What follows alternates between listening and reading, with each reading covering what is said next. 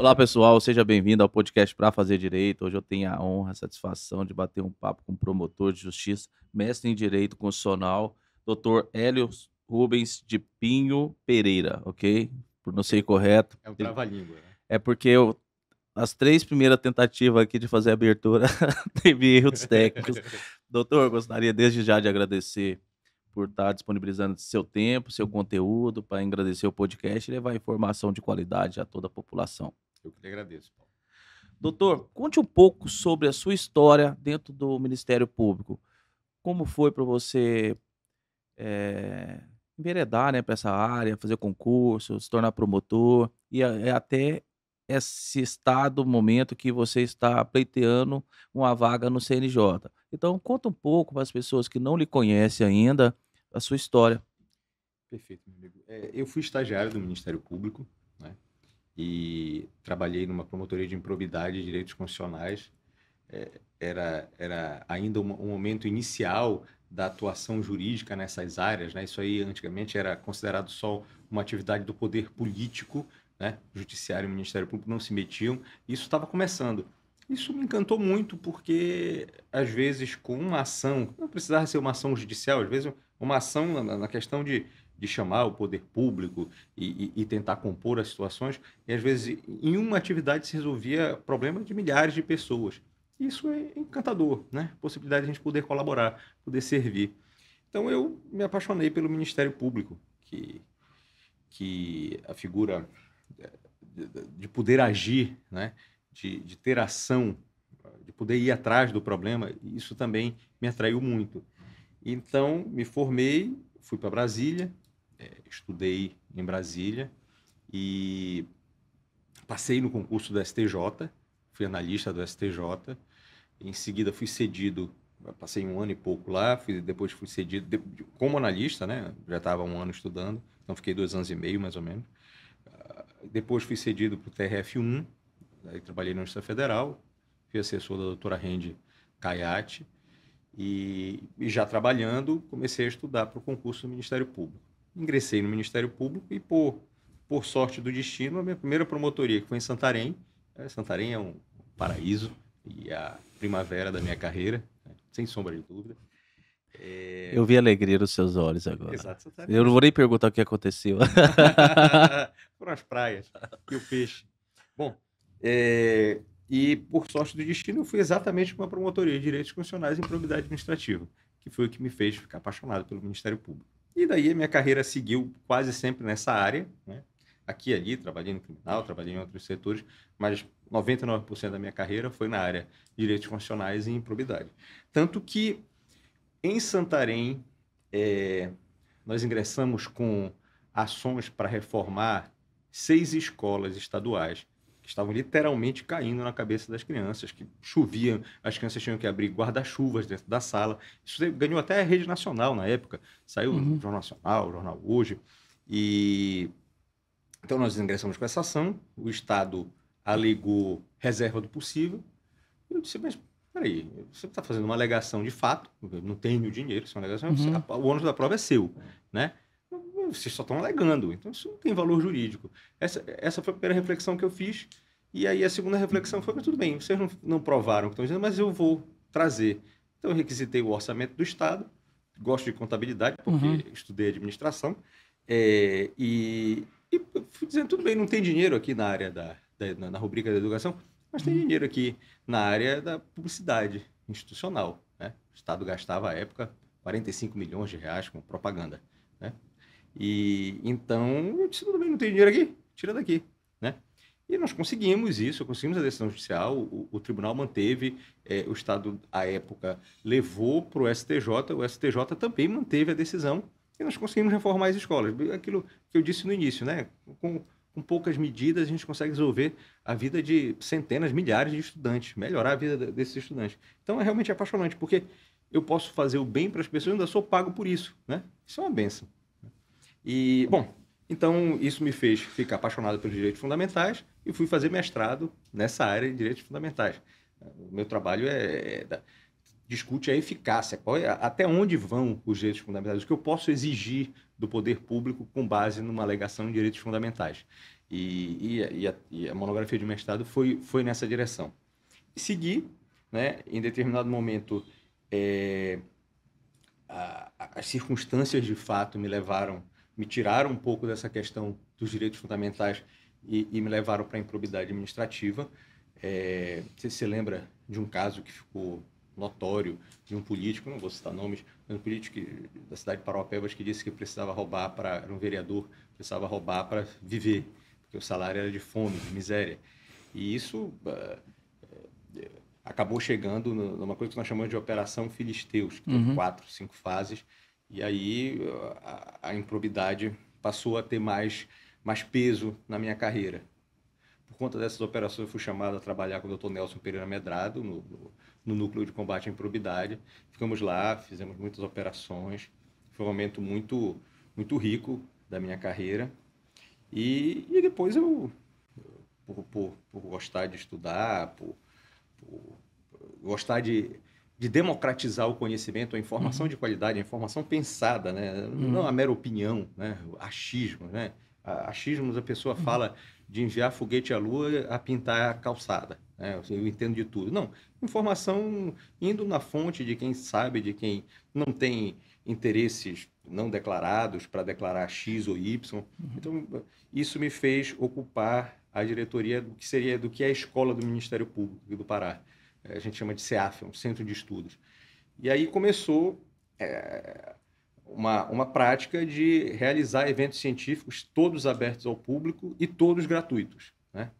A gente discutiu de tudo, né? Questão de saneamento básico, questão da exploração da margem equatorial, questão de crédito de carbono, todas essas coisas que são muito importantes para a sociedade paraense, mas não estão no debate público, não está na conversa do dia a dia.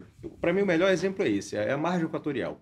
Uma coisa tão impactante, tanto positivamente como negativamente, para a nossa região, deveria ser o assunto do final de semana. Rapaz, tu vistes, olha, o IBAMA indeferiu, e por que indeferiu? Mas ninguém fala disso, né?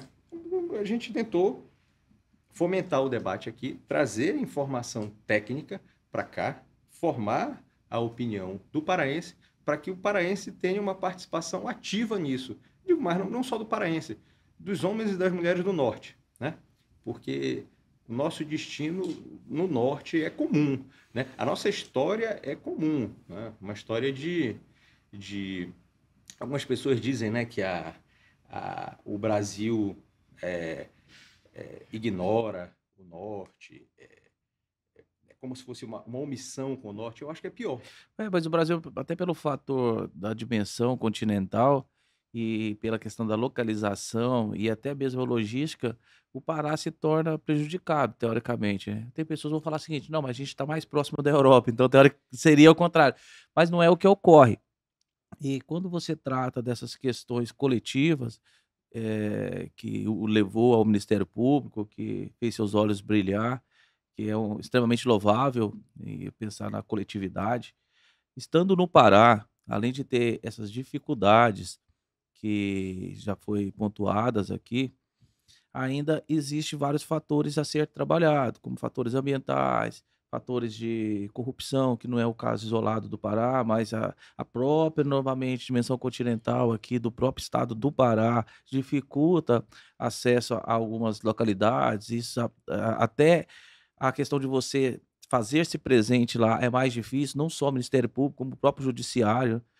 Então, mediante esse cenário, você citou uma coisa interessante sobre a questão da improbidade, que você trabalhou um longo período e que, de fato, a questões da improbidade administrativa afeta em todos esses setores.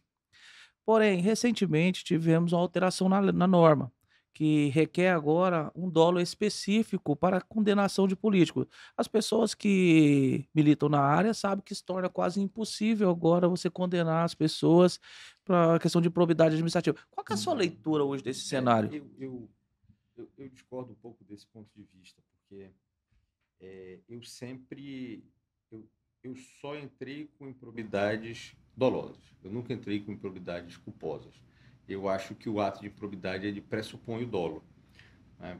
porque é um ato de deslealdade. E eu não posso ser desleal por descuido, né? Eu fui descuidado.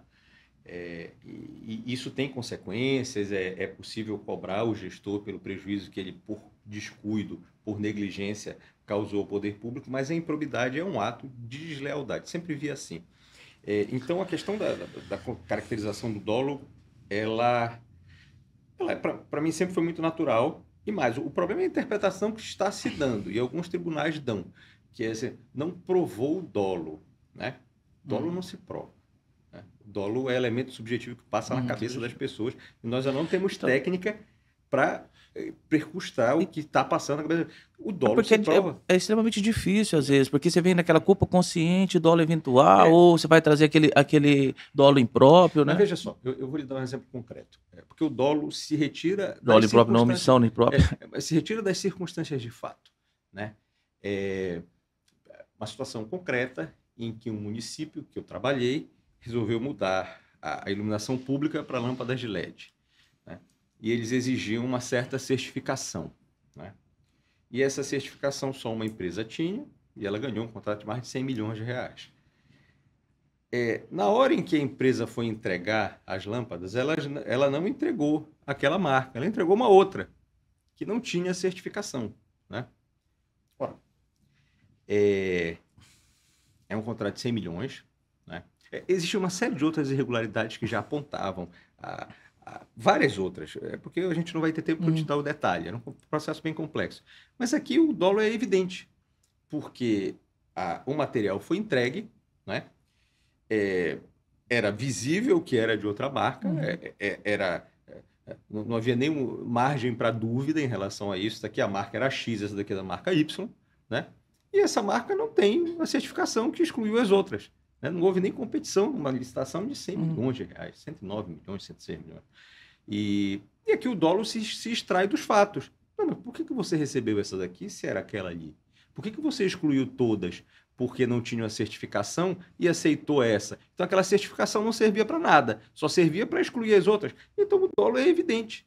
Eu não sabia. Não, como que você não sabia? Você não sabe ler? Né? Então você vê que é outra. E cadê a certificação? O dolo é evidente.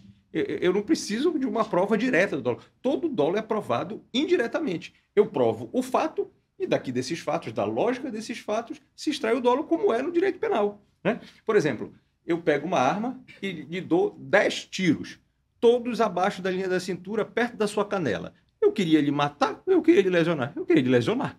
Né? Então, mas alguém entrou na minha cabeça? Não, é porque a direção em que eu atirei mostra isso. Né? Eu queria lhe assustar, queria lhe lesionar, mas matar não. Materialidade da atitude, né? Mesmo usando uma arma de fogo. Então, são os fatos que indicam. Isso já é há séculos assim no direito penal, né? E é também na improbidade. Só que muita gente dá uma interpretação de que da necessidade de uma prova direta do dolo. Isso não existe. Né? Quer dizer, a interpretação é que está exagerada. Agora, o que é pior não é isso. Mas porque aí a gente entra naquela situação da obrigação, né? Você como agente obrigado ali a ter certas cautelas. E as pessoas alegam que o não cumprimento dessas cautelas por si só poderia ser dolo também. Entendeu? Vamos supor, tem os processos e procedimentos implementados ali, vamos supor, um sistema mínimo de compliance. Eu deixo de seguir aquilo. Teoricamente, para mim, isso já configuraria. Porém, as pessoas vão falar que não. Não, mas é possível a caracterização de um dolo por omissão, né? E aí é o direito penal de novo. Quando eu tinha o dever, eu podia e devia agir para evitar o resultado. Sim. Né? Eu sou garante daquela situação, eu podia, porque eu tomo as decisões, e eu devia agir, porque existe um protocolo de como eu deveria agir. E se eu não cumpro, eu pratico uma ação dolosa por omissão, que na parte civil ganha um outro nome, né? Um nome importado, que é a cegueira deliberada. Né? Então, a caracterização do dolo também não é impossível. Muito utilizado também no direito penal econômico, né? Cegueira deliberada. Então, não é impossível. O que eu acho é que... Mas você não acha que dificulta? Porque fala assim, ele tinha culpa consciente, ele não tinha o dolo. Dificulta, mas não tem que ser fácil, e não é fácil. Porque são coisas complexas. Veja só, uma coisa é o crime cometido no meio da rua, que tem 10 pessoas que viram. Né? É uma questão de cultura jurídica. Outra coisa é um crime cometido dentro de um gabinete que ninguém viu. Né? e que eu faço tudo para mascarar, né? Então, a lógica é outra. Mas veja, alguns tribunais ainda é o cachimbo que entortou a boca, né? Como todo dia eu faço audiências em que a coisa é resolvida por testemunha, quando eu venho para esse mundo que não é o comum, não é o que eu estou todo dia, eu quero usar essas mesmas ferramentas para chegar a uma conclusão jurídica. O direito penal tradicional não consegue. Exato. E eu já vi pessoas serem absolvidas pelo que disseram as testemunhas. Mas os documentos dizem completamente o contrário, e a materialização desses ilícitos são todas feitas por meio documental. Então as testemunhas não servem para nada ali.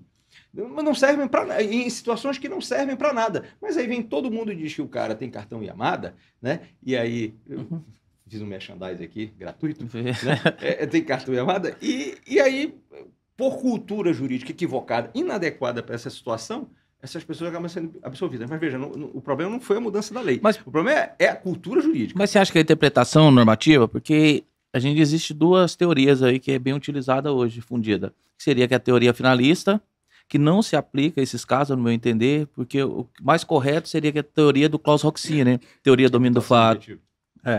E, na sua análise, você acha que a percepção das pessoas que estão participando desse processo frente a essas teorias pode estar impactando?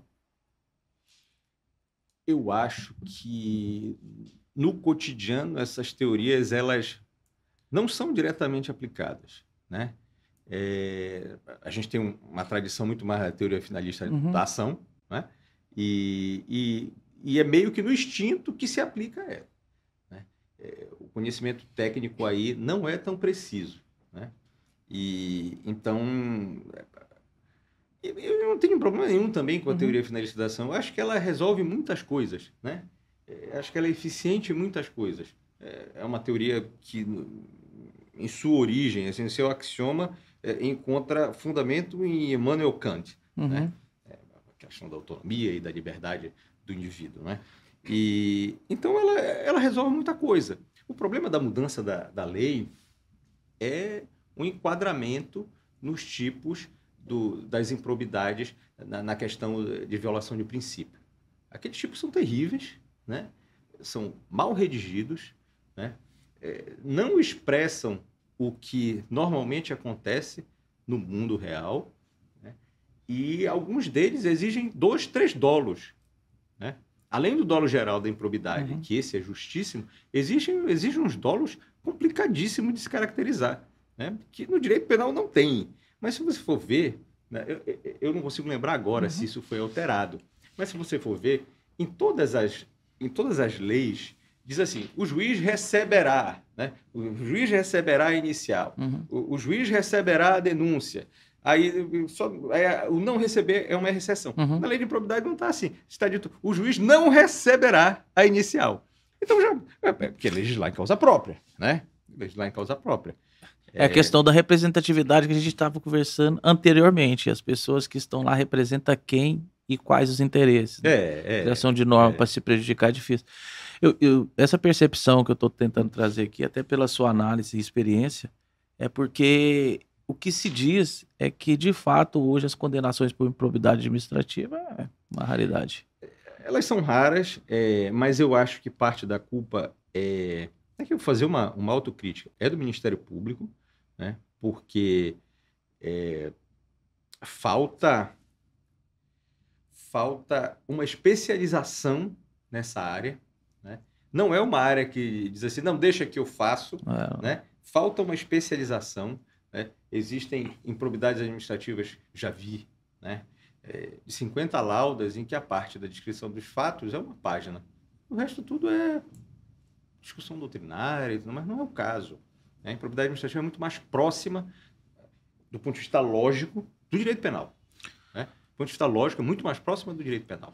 O que é sua excelência, o fato. O fato tem que ser bem descrito. Quando o fato é bem descrito, o dolo ele se mostra por meio dos fatos e a pessoa compreende começo, meio e fim. Né?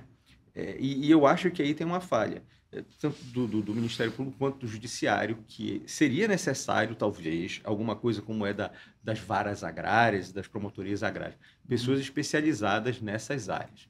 Né? Quanto maior especialização nisso, quanto mais entender esse fenômeno, né, que é diferente de uma ação civil pública que veicule direitos ambientais, por exemplo. É completamente diferente. O que vincule direito à saúde e educação é outro jogo, né? É outra lógica. Eu penso que a especialização resolveria muita coisa. E qual a sua leitura sobre a questão da lesividade e ofensividade desse tipo de crime de probidade? Haja vista que você sempre está pautado na coletividade. E porque às vezes a gente vê uma repulsa muito grande frente aos crimes comuns. Mas quando a gente começa a tratar desses crimes penal econômico, que está vinculado ao penal econômico, a gente não vê essa repulsa social sobre o indivíduo que comete esse crime. Qual a sua percepção? Esse crime ele é terrível, né? É cruel porque esse tipo de ilícito é cruel porque ele atinge a sociedade de maneira sistêmica, né?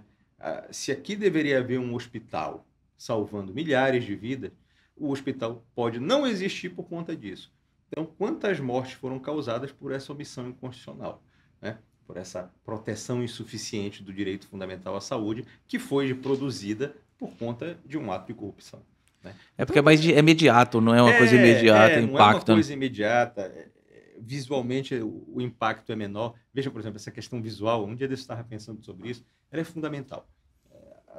A história da humanidade é marcada, a regra é marcada por guerras, né? Uhum. A regra da humanidade está em guerra. É muito difícil algum momento da humanidade em que não tenha havido algum conflito sério no mundo. Temos agora vários, né, que estão acontecendo. Então, se você parar para pensar, a regra da humanidade é estar em guerra, né? E essas guerras se sucederam e nada significativo mudou. Veja o que aconteceu com a Segunda Guerra Mundial, né? Até no julgamento de Nuremberg, no começo, parecia que os nazistas estavam indo muito bem, até que apareceram as imagens dos campos de concentração. Aquele promotor foi brilhante, exatamente, né? Era o Jackson, né? Tem um filme dele que é sensacional, de julgamento. Muito bom. E essas imagens, elas estão vivas até hoje. E essas imagens, elas são nascedouro de uma ideia da necessidade de direitos fundamentais que estejam preservados, mesmo contra as maiorias, né? Porque, se parar para pensar, a democracia é o governo da maioria. Então, se a maioria hoje pensa que o certo é isso deve prevalecer. Só que aí se percebeu, os atos nazistas eram atos formalmente legais, eram praticados pela autoridade competente. Então, do ponto de vista formal, não havia problema nenhum. Mas, do ponto de vista moral, eram terríveis, né? Então, alguns valores foram separados do jogo político e colocados dentro das constituições. E isso se deu por conta do impacto da imagem. Você vê como a imagem é fundamental, né? E também o papel do judiciário como garante desse direito e do Ministério Público. Então, a democracia hoje ela tem duas dimensões, né? Uma dimensão quantitativa, que é representada pelo Executivo e pelo Legislativo, né? Não que eles não tenham questões meritórias, tem, mas o acesso a essas funções, elas se fazem pela questão quantitativa do voto, e existem instituições que são garantidoras desses valores que estão fora do jogo político. E aqui aparece com relevância o Judiciário e o Ministério Público, que seriam dimensões valorativas da democracia. E a democracia hoje vive nesse equilíbrio, né, entre a questão da maioria, que é fundamental, porque imagine um governo que viva para si e não olhe para a sua maioria. Então, isso aqui é importante. E do outro lado da balança, valores que têm que ser protegidos aí a nível universal, né? E contra a maioria, né? Porque senão a gente se barbariza. E parece que tudo é legal, né? A legalidade fica asséptica, ela fica neutra, é pura, teoria pura do direito. Ela é pura porque ela é sozinha. Kant novamente. Doutor, você trouxe a reflexão aqui, esse filme, até para indicar para o pessoal assistir, do julgamento de Nuremberg, que conta a história do promotor, que ele participou da guerra, que ele ficava recolhendo cadáveres, pertences para identificação das pessoas, e ele era um assistente de acusação, e no meio do processo ele se tornou o principal promotor. E eu acho interessante que as teses dos advogados de defesa dos nazistas que estavam presentes ali era muito embasada na legalidade. Eles tinham a legalidade, eles tinham que seguir a determinação do Führer que estava ali, no caso de Hitler, né? Eles não poderiam se furtar, porque senão estaria cometendo um crime. Então é interessante, aí eles vão indo bem, mas aí depois chega o baixinho, né? Que ele é baixinho, judeu, na frente dos próprios algozes que estavam anteriormente perseguindo, e começa a demonstrar e vira o jogo, demonstrando as imagens. Sensacional esse filme. Do ponto de vista jurídico, as teses eram muito boas mesmo. É, Tinha muito, outra, né? muito Que é a forte. questão do nexo de causalidade, né? Como é que você sabe que se uma ação ela contribuiu para o resultado finalístico ilegal, né? É se você tirar essa ação, o resultado desaparece, né? Isso está no nosso Código Penal. Eles disseram, mas veja só, se você tirar a minha ação, o resultado não desaparece, porque se eu não tivesse matado aquela pessoa, outro teria mataria. feito, né? Então, eu sou irrelevante nisso aqui. Isso aqui era Sua engrenagem substitutiva.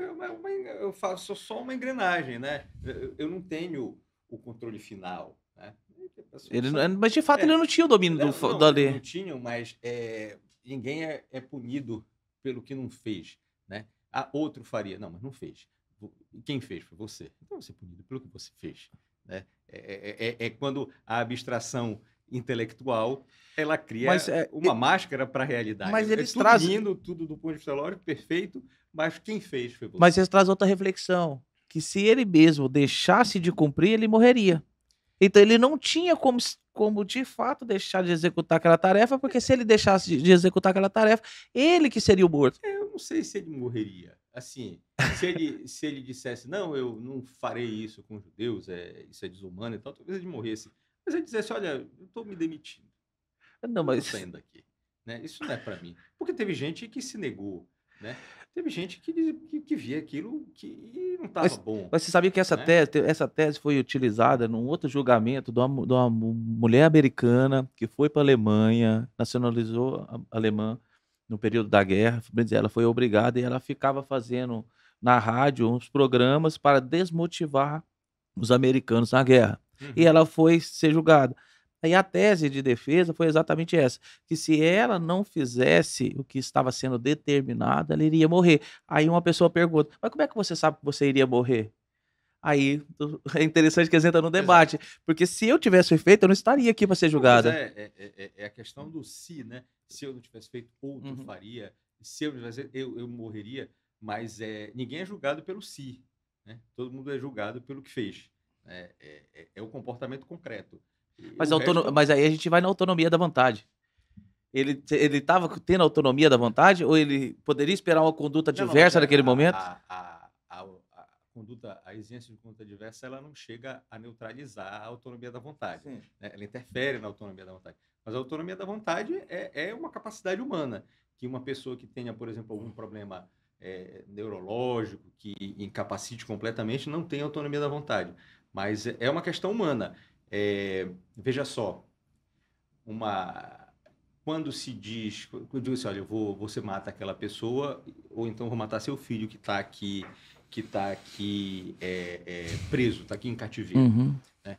Isso não exclui a tipicidade, nem exclui a antijuridicidade. Isso vai atacar a culpabilidade, porque é uma inexigibilidade de conduta diversa. Mas por que ela só vai lá na culpabilidade? Vai só na culpabilidade. Porque, veja só, a consciência e vontade está no dolo, está aqui no tipo, né? Mas isso não ataca o tipo, isso ataca a culpabilidade. Por quê? Ele podia ainda dizer, não vou fazer. Eu não vou fazer. Isso prejudica, restringe a liberdade dele, mas ele ainda tem. Né? Ele ainda poderia dizer não. Por mais dramático que fosse, ele ainda poderia dizer não. É diferente de que se vamos dizer que essas empresas de tecnologia querem colocar chip na cabeça humana, criam um chip que eu coloco e eu controlo a pessoa, e a pessoa é só um mecanismo para executar minhas ordens. Ali você não tem autonomia da vontade. Um raio que cai não tem autonomia da vontade.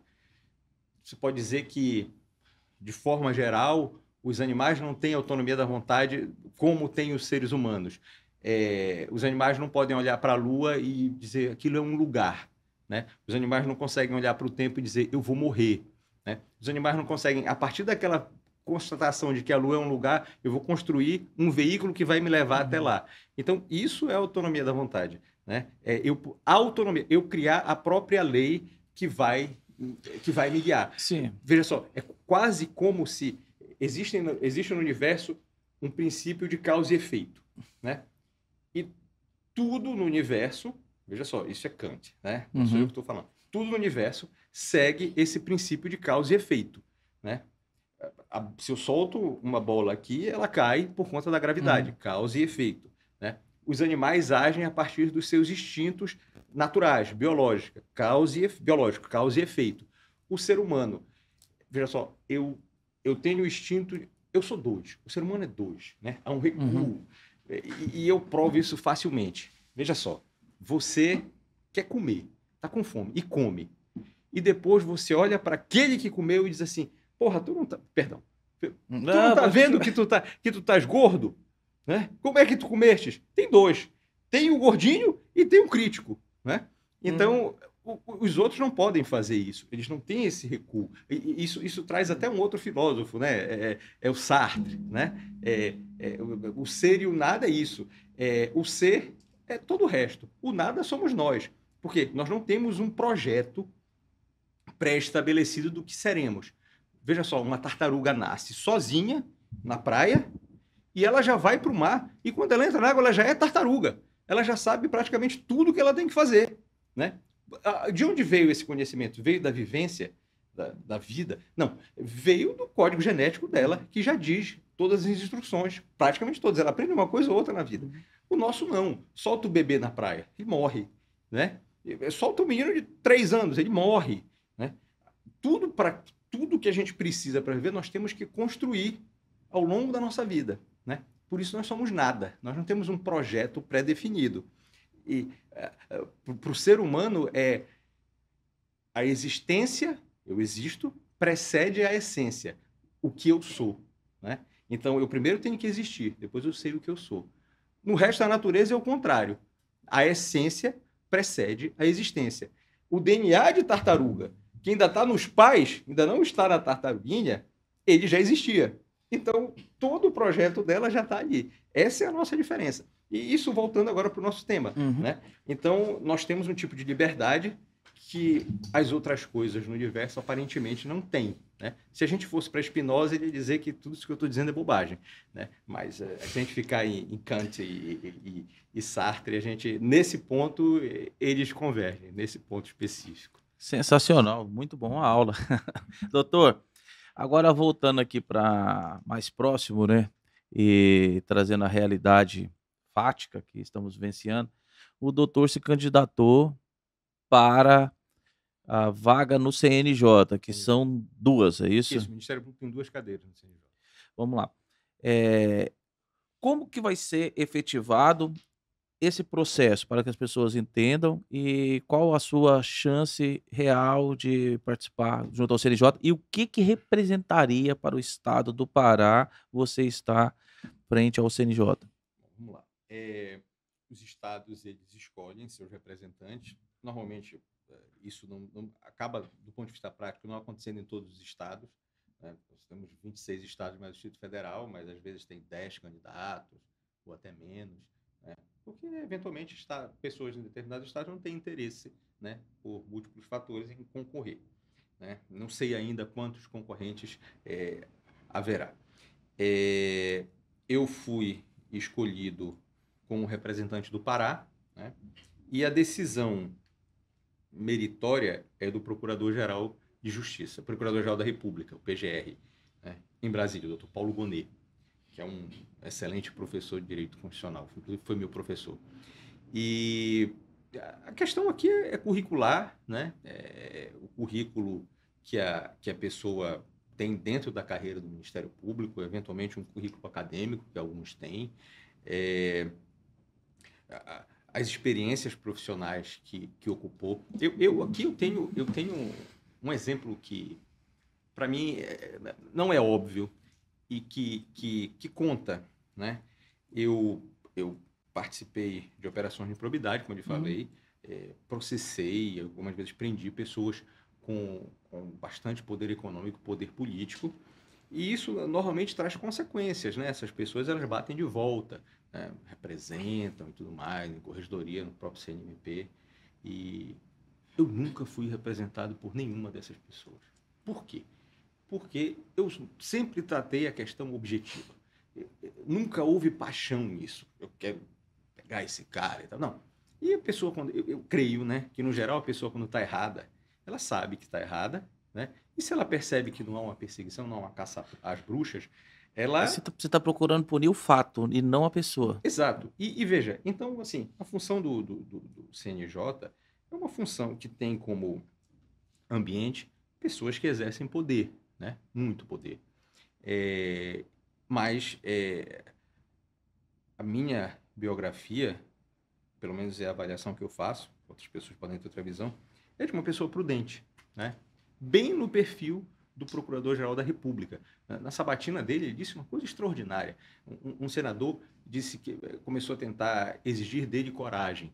E aí ele disse que o termo coragem genericamente é muito abstrato, mas quando a gente aplica, né, a gente vai vendo que coragem, às vezes, representa um comportamento completamente diferente. Às vezes ter coragem é agir, e às vezes ter coragem é não agir, né? Veja só, ele disse assim, com toda a pressão externa dizendo faça isso, o membro do Ministério Público corajoso diz assim, não, isso não pertence às minhas atividades, isso não é meu papel. Seria a conduta virtuosa, de acordo com Aristóteles, né? Aristóteles, exato, conduta do meio. Vou te dar um exemplo concreto. Quando eu era bem novo, eu recebi alguns vereadores e eles trouxeram uma série de denúncias e tudo mais contra o prefeito.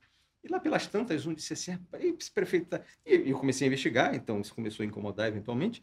E aí, lá pela olha, o prefeito disse que o Ministério Público não manda nada, né? Quem manda é ele, não sei o quê. E quando o cara disse isso para mim, eu recebi um baque assim, né? Mas depois eu refleti, não, se ele disse, é problema dele, isso não me interessa, eu não conheço ele, não tenho ódio nenhum dele, estou fazendo meu trabalho, né? Então, isso é coragem, né? Porque o impulso inicial é esse. Você está falando isso de mim? Agora eu vou te mostrar quem que manda. Não, mas justamente essa é a coragem do promotor de justiça e essa é a coragem de um representante do CNJ. Não, esse não é meu jogo. Meu jogo é racional, né? É dentro da técnica. E isso é muito importante. Eu acho que o meu principal mérito é esse, né? Porque eu tento, eu não sei se eu sou, eu não sei se eu atinjo isso, mas eu tento ser técnico, né? O máximo que eu posso, objetivo. E não tenho problema nenhum. Um dia desse eu estava participando de uma reunião de acordo de não persecução. Eu disse, olha, a advogada pediu prazo, eu disse, não, dê prazo, por favor, peticione. E se a senhora me mostrar que eu estou errado, eu serei o primeiro a dizer que estou errado. Eu não tenho problema nenhum com isso. Então, eu acho que essa é uma vantagem. E agora, assim, que eu tenho, porque é uma afinidade com o Procurador-Geral da República, porque ele é assim. Né? Como eu disse, fui aluno dele, pude conviver com ele e vi o perfil que ele tem, o Dr. Paulo Gonet. E o que você disse, o que isso poderia trazer de vantagens para o estado do Pará e tudo mais, isso remete ao começo da nossa conversa, né? Para mim, a região norte, ela não é esquecida pelo país, ela é explorada pelo país. Aquilo que falávamos, né? A exploração, ela continua mesmo, ela vai mudando de roupa, né? E ela vai mudando de roupa para continuar viva. Veja só, eu vou lhe dar um exemplo concreto do que eu estou dizendo, para não ficar tão abstrato. O Pará produz mais energia elétrica do que consome, ele é superavitário. Ele envia essa energia elétrica para o resto do país, ou seja, ele contribui com o resto do país, efetivamente, porque energia é a base da economia capitalista. E absorve o impacto ambiental disso. Absorve o impacto ambiental, paga uma taxa, se você for ver na sua conta de luz, tem uma taxa para prevenção de impactos ambientais, que somos nós que sofremos, mas pagamos, né? O que é estranhíssimo, eu estou sofrendo dano e estou pagando, né? Não faz sentido, mas está lá. E nós pagamos uma das maiores tarifas de energia elétrica do Brasil. Isso é exploração, né? Na época da borracha chamavam isso de política do aviamento. É a política do aviamento que continua aqui, né? Nós fizemos um evento, o Ministério Público, a Associação do Ministério Público, sobre a questão da margem equatorial, né? Exploração de petróleo, mas era uma questão um pouco mais ampla que tratava da produção de energia na Amazônia. E eu expus uma foto em que aparece uma torre, daquelas que passam energia elétrica de alta tensão. A torre aparece ao fundo, em primeiro plano aparece um senhorzinho no meio da floresta andando de bicicleta, ele fica numa escuridão total, o fotógrafo era bem artista, né? Artístico, e aqueles cabos passavam por cima do município dele e não desciam, né? eles iam para os centros econômicos que são o coração, que o que fazem, né? Fazem essa nação. E veja só. E isso é a realidade aqui dos ribeirinhos. É a realidade. Então, trazendo o gancho para o que você perguntou do CNJ, os homens e as mulheres da Amazônia, eles têm que ocupar os espaços de poder se quiserem compensar essas desigualdades e eliminar essa exploração, porque isso é uma exploração. Tem outras. Você pode se perguntar por que não horizontalizam a produção mineral na Amazônia, né? Nós produzimos minério de todos os tipos, por que a cadeia produtiva não se instala aqui, né? Gera empregos, produtos mais elaborados e tudo mais. Agrega valor, né? Por quê? Né? Porque parece óbvio. Porque o Brasil é viciado nisso. Por que ele é viciado? Porque quando eu pego o minério de ferro e não coloco ele aqui na cadeia produtiva no Brasil, eu exporto, eu equilibro a minha balança comercial de exportação, né? Então, o Brasil ajuda, a Amazônia ajuda o Brasil e o Brasil não devolve para a Amazônia. Eu resolvi o meu problema de balança comercial, de exportação, né? Eu exporto mais do que importo. Olha que beleza, que eficiência, né, governamental. Na verdade, é a custa do nosso subdesenvolvimento, né? O próprio sistema ambiental do país demonstra isso. Eu entendo, compreendo que a questão da abertura, né, a margem que pode ser aberta no estado do Pará, ela é infinitamente menor do que ocorre nas demais regiões. E detalhe é que as normas são novas, são recentes, e já tem muitas áreas que de fato já foram abertas, degradadas, e as pessoas utilizam. E hoje impõe ao estado do Pará uma maneira, fala assim, olha, a responsabilidade sobre a questão do dano ambiental da Amazônia é de vocês não podem desmatar, mas não só no Brasil, como na Europa, eles já desmataram tudo. Sim. E não quero deixar nenhum tipo de recompensa. Eu acho que para manter a floresta em pé no estado do Pará, os demais estados e até mesmo os demais países deveriam pagar um royalty ao estado. Isso não ocorre também, é uma forma de exploração, né? E jogar a responsabilidade para o estado. E não é nem só uma questão de justiça, né? Vocês puderam fazer, a gente não pode fazer. Não, tem mais. A floresta, ela presta um serviço. Ela é uma indústria de captação de carbono. Ela presta um serviço para a humanidade, né? Ela não é só bonita, né? Ela não é só um quadro na parede. Ela em pé, ela trabalha, né? Só que isso impede o modelo de desenvolvimento que o resto do mundo adota. Porque o modelo de desenvolvimento do resto do mundo ainda é predatório. Não adianta, pode fazer a campanha publicitária que quiser, ainda é predatório, né? E aí eu não posso fazer aqui, tudo bem, mas como é que eu dou dignidade para a minha população? Então, vocês pagam pelo serviço da floresta. Não preciso nem voltar. Ah, mas vocês fizeram nas suas, eu tenho direito de fazer na minha. Não preciso nem entrar nisso. Paguem pelo serviço que a Floresta em Pé está fazendo. E com esse pagamento eu dou dignidade para a minha população, porque eu não sou nem melhor nem pior que você. Eu sou tão digno quanto você. Por que você tem que viver no welfare state e eu tenho que viver na miséria? Não, aí não dá, né? Aí é mais um aspecto de exploração. Da exploração, né? Que ela só muda de roupa, né? Ela foi política do aviamento e hoje são essas pantomimas que a gente verifica e que deveriam chegar no debate público da população. Devia chegar no conhecimento de todos, porque aí isso se tornaria insustentável e a coisa mudaria. Não adianta ficar entrando com ação judicial para tentar resolver o problema do mundo, que não vai resolver. Vai resolver quando as pessoas tiverem educação suficiente para dizer isso nós não aceitamos mais. E aí a coisa vai mudar. E você acha que a questão da representatividade junto ao CNJ e também dentro do STJ, que sentimos falta, o STF e demais cortes superiores de membros do Estado do Pará, você acha que é fundamental para o desenvolvimento do Pará essa colocação dessas pessoas? Nós temos que poder colocar o nosso diagnóstico, né?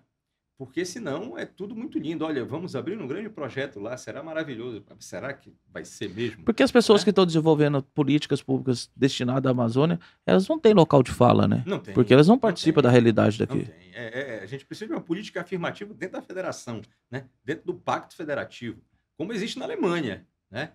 Os estados estão em dificuldade, os outros vêm e acolhem, acodem, né? Nós precisamos disso. Nós não temos, de novo, a imagem. Né? A desgraça do Nordeste, de certa forma, é o bilhete para sair dela. A imagem da seca chocava muito, né? Então, a mídia ia e se conscientizava, e o Nordeste tem saído dessa situação, né? Com exceções, mas tem saído dessa situação. O IDH dos estados do Nordeste está melhor do que o IDH da Amazônia.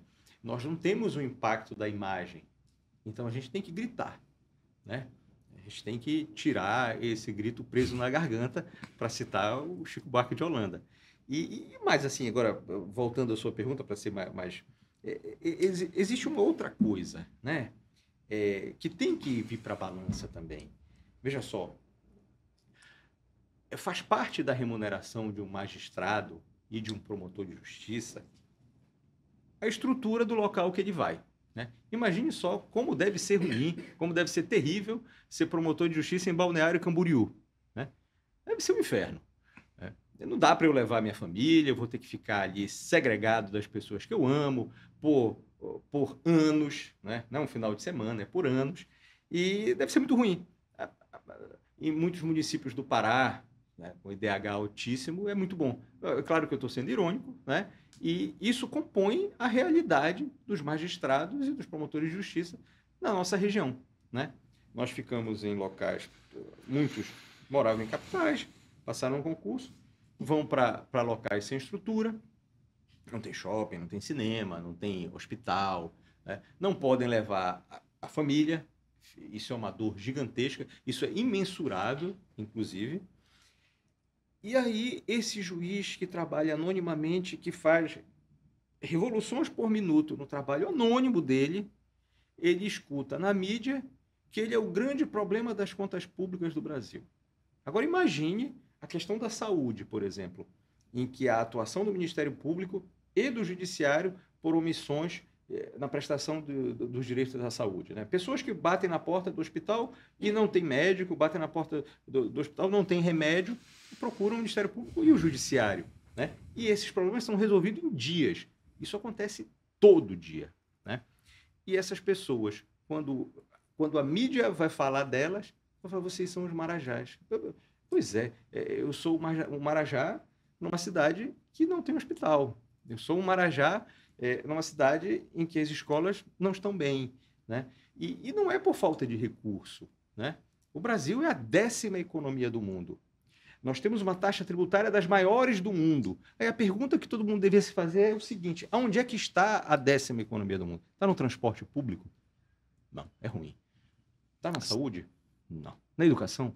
Pois é. A Previdência? Então existe, nesse encanamento, existem vazamentos que não são causados pelo Judiciário, nem muito menos pelo Ministério Público, né? Isso é outra sensibilidade que eu tenho, né? Mas, doutor, se a gente for analisar isso de maneira mais profunda, é terrível, como eu tinha mencionado anteriormente, porque a gente pega essas campanhas, é uma coisa que as pessoas sabem, mas ninguém questiona e todo mundo aceita. Por que um político vai gastar 30 milhões para se tornar um deputado estadual se ele não vai ganhar nem 10% desse valor? Qual a lógica disso? Esses o questionamento que tem que ter. Qual a representatividade? Quem que eles estão representando? De quem é esse dinheiro? É dele? Como ele conseguiu esse dinheiro? É de doação? Quem são essas pessoas que estão doando? Por quê? Qual o motivo? Isso é um problema, né? A pauta do debate público, né? No Brasil, ela está muito deformada. Esse é um problema. Por exemplo, se diz o mal das contas públicas é o Poder Judiciário e o Ministério Público. Eu acho que isso mais quer esconder o verdadeiro mal do que resolver o problema. Porque não é esse o mal, né? Você pegar um juiz no Brasil e um juiz na Europa, o juiz do Brasil trabalha dezenas de vezes mais, uma quantidade de processo infinitamente maior. E as remunerações são equiparáveis, né? E a gente o Brasil é um país pobre. Não, o Brasil não é um país pobre. O Brasil é a 10ª economia do planeta Terra. A distribuição desse dinheiro é que não é feita de maneira correta. Volto a isso. Há vazamentos e esses vazamentos deveriam estar no debate público. Mas o que está é a crucificação de quem está lá em Jacareacanga agora, né, despachando, fazendo audiência e resolvendo a vida de outras pessoas com abnegação, né? Ganha bem, se você for ver a média dos salários no Brasil, a média, porque tem gente que ganha muito mais, mas é ignorado, né? Não é visto por esse trabalho que está sendo feito. E está sendo feito todo dia. Então, para mim, a regra é essa, né? É assim que eu vejo essas categorias, Ministério Público e Judiciário. Aqui e ali existem problemas, né? Aqui e ali existe gente que não tem caráter, sim, que se desvia, sim, e essas pessoas devem ser punidas. Mas essa não é a regra. Então, essa é uma outra sensibilidade que eu pretendo levar ao CNJ, se for possível, né? Isso vale para o judiciário no Brasil inteiro, mas especialmente na região norte, porque aqui é diferente, né? Eu fiz uma metáfora, uma entrevista que eu fiz ao Dr. Líbio Moura, né? Que explicar como é que é a situação do Pará, um estado em que cabe França, Portugal e Espanha dentro, é muito difícil. É igual tentar explicar com palavras o Círio de Nazaré, né? Ou então ver o Círio de Nazaré na televisão. Não parece tão impactante. Agora, quando se está lá, a gente sabe o que é, né?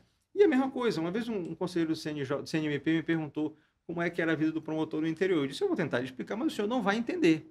Porque uma coisa é você passar uma semana, né, em determinados lugares sem estrutura, talvez seja até legal, você faz uma trilha, né, você passeia, conversa com as pessoas, acha tudo diferente, mas você vai voltar. Agora, quando você vai para lá e diz assim, quantos anos vai passar aí? Não sei, 5 talvez, né? Completamente diferente, né? Então a gente tem que fazer um diagnóstico mais realista da situação fática, de como vivem os juízes, promotores de justiça na Amazônia, que é diferente de como vive, por exemplo, no Paraná, né? Como vive, por exemplo, em São Paulo, né? E saber que existem esses desníveis. E só quem conhece isso na carne pode tentar, de alguma forma, palidamente, sensibilizar os outros para o que é real, né? Porque eu olho e digo assim, a meta do judiciário no Rio Grande do Sul é essa e é a mesma do Pará. É possível? Né? Deixa eu fazer uma pergunta. Quando será de fato a eleição? Ela tem prazos máximos. Ela tem prazos máximos. Ela não tem um dia específico, né? Se você lembrar, já houve situações em que o Senado passou meses sem fazer a sabatina de indicados para o CNMP e para o CNJ. Então, há prazos máximos nessa primeira fase, que vai dos Ministérios Públicos para o PGR, mas quando entra no mundo político não há prazos. Porque a pergunta está destinada à questão da COP30, porque seria interessante na COP30 ter um representante do CNJ. Isso é uma coisa que eu considero mesmo, né? É um momento em que os olhos do mundo estão voltados para a Amazônia e aquilo que você falou. E os amazônidas têm que ter lugar de fala. Ou a gente só vai hospedar esse pessoal e ouvir como se fossem alunos que vão ouvir, mestres que vão nos ensinar como viver na Amazônia, né? Vocês não fazem a menor ideia, desculpa, sejam bem-vindos, vocês não fazem a menor ideia, né? E eu não estou dizendo que seja só ruim, mas tem coisas que são terríveis e que nós temos que resolver, porque não são bonitas, não são culturais, não. Tem pessoas que sofrem, né? Tem pessoas que não têm acesso a praticamente nada. E isso não tem que ser romantizado. O que tem que ser romantizado e fomentado é a nossa cultura, que é lindíssima, que é riquíssima, é variada. Eu acho que se pegar o Pará, tem mais diferentes ritmos musicais do que países inteiros. Quando a gente fala da culinária paraense... É única, assim, né? É assim, olha, a melhor culinária do mundo é do Peru, depois a da França, depois a da Itália e depois a do Pará. Aqui tudo era país. Aqui é um estado, né? Riquíssimo, porque tem influência indígena, tem influência portuguesa e influência africana muito marcadas. Coisas que só existem aqui, né, na região norte. O tucupi só existe aqui, é maravilhoso, né? Tem 1 milhão de utilidades dentro da cozinha, né? Tá suspeito de falar, hein? O bombril da culinária. Muito bom. Doutor, gostaria de agradecer a sua presença, sua contribuição. Já deixo aqui as portas abertas para um novo convite, para a gente bater um papo. Gostei muito, muito mesmo dos assuntos que você trouxe, das reflexões, da sua leitura de mundo, da sua leitura dentro da coletividade, dentro do Ministério Público e também do CNJ. Obrigado por contribuir com o podcast para fazer direito. Seja bem-vindo. Obrigado. Abraço.